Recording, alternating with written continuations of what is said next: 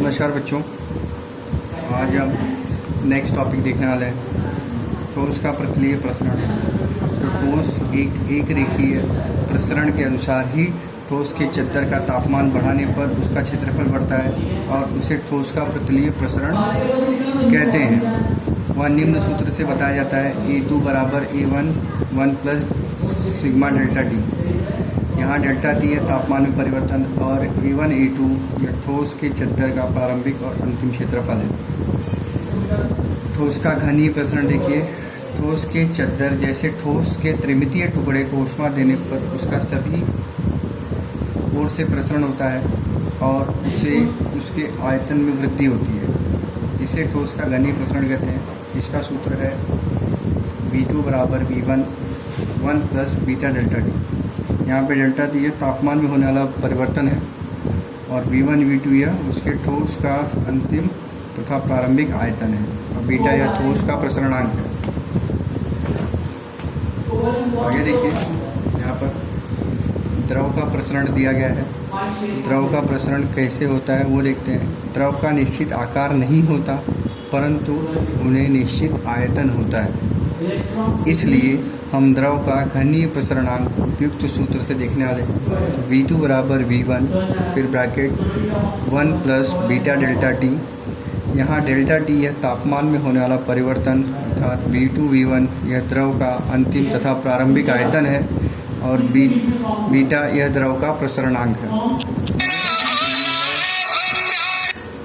दिया है द्रव के प्रसरण का दैनिक जीवन में होने वाला कौन सा उपयोग हमने देखा है। ऊष्मा का पानी पर होने वाला परिणाम यह अन्य द्रवों पर होने वाले परिणाम की अपेक्षा थोड़ा भिन्न होता है, इसे ही पानी का असंगत व्यवहार कहते हैं। इसके विषय में हम अगली कक्षा में पढ़ने वाले हैं। फिर नेक्स्ट देखेंगे गैस का प्रसरण। गैस का प्रसरण किस हिसाब से दिया गया है। गैस का निश्चित आयतन भी नहीं होता है, गैस को ऊष्मा देने पर फिर उसके बाद परंतु गैस को एक निश्चित आकार के बोतल में भरने पर उसके आयतन में वृद्धि नहीं हो सकती और उसका दाब बढ़ जाता है, यह दिखाया गया है। फिर इसमें आकृति 14.7 में देखो दिखाया गया ऊष्मा का गैस पर होने वाला परिणाम। घनत्व बराबर द्रव्यमान बटे आयतन, यह सूत्र से हम लोग बोतल में गैस के तापमान में वृद्धि करने पर उसके आयतन पर क्या परिणाम होगा ये देख सकते हैं। फिर देखिए आगे, बोतल बंद होने पर उसमें सरकने वाली छड़ बैठाने पर गैस के आयतन पर कौन सा परिणाम होगा, जिसका कारण दाब स्थिर रहकर गैस के प्रसरण का मापन करते हैं। इस प्रकार के प्रसरणांक को स्थिर दाब प्रसरणांक कहते हैं। वह निम्न सूत्र अनुसार बताया जाता है V2 बराबर V1 1 plus beta delta T. यहाँ डेल्टा टी यह तापमान में होने वाला परिवर्तन होकर V2 और V1 यह गैस के समान दाब और पर अंतिम और प्रारंभिक आयतन है और बीटा यह गैस का स्थिर दाब प्रसरणांक है।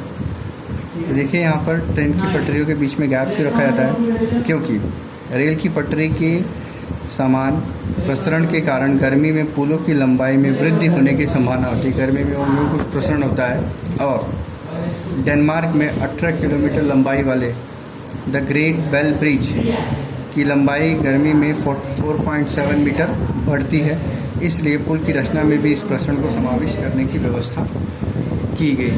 तो इसलिए पटरियों के बीच में थोड़ा गैप रखा जाता है ताकि गर्मियों में अगर उनमें प्रसरण हो तो वो प्रसरण की वजह से कुछ एक्सीडेंट ना हो और वो उतना जगह छोड़ कर रखते हैं ताकि वो पटरियाँ ज्वाइंट हो सकें। तो इस तरीके से आपका ये पार्ट कंप्लीट होता है।